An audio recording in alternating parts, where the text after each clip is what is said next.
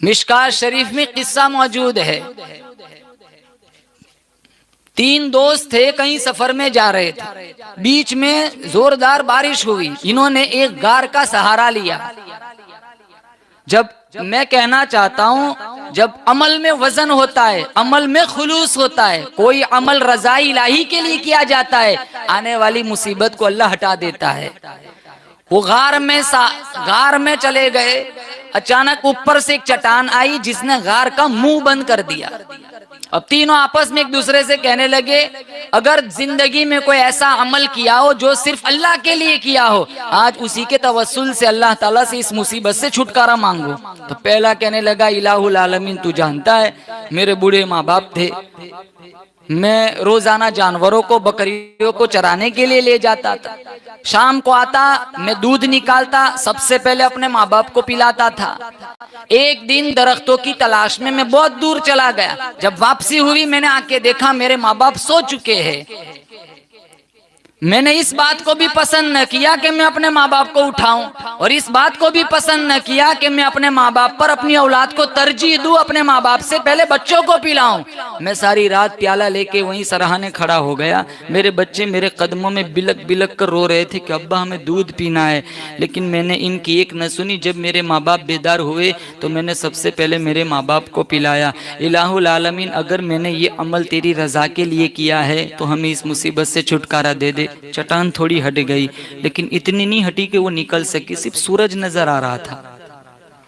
دوسرا بندہ کہنے لگا الہ العالمین تو جانتا ہے میری چچازاد بہن مجھے اس سے بہت محبت تھی، میں نے اس سے کہا میں نے اپنی جنسی خواہش تجھ سے پوری کرنی ہے، وہ کہنے لگی میں یہ کام نہیں کروا سکتی۔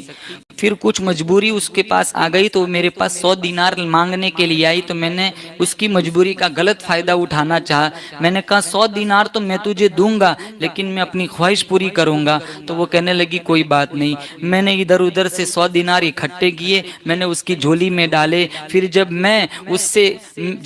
میں مجامات کا میں نے ارادہ بنا لیا تو وہ کہنے لگی اتق اللہ، اللہ سے ڈر جا۔ یہ جملہ خنجر کی طرح میرے سینے میں پیوست ہو گیا اور میں اس بد عملی سے بچ گیا۔ الہ العالمین اگر میں نے یہ عمل اپنی قدموں میں بچھی ہوئی حسن کی پیشکش کو اگر میں نے مسترد کیا تھا تو صرف میں نے تیری رضا کے لیے کیا تھا، چٹان ہٹ گئی۔ تو تیسرا بندہ کہنے لگا الہ العالمین تو جانتا ہے میں نے ایک مزدور کو چند مٹھی چاول کے بدلے میں نے اجرت پہ رکھا تھا، جب اس کا اجرت دینے کا وقت آیا میں نے اجرت پیش کی تو وہ لیے بغیر ہی چلا گیا۔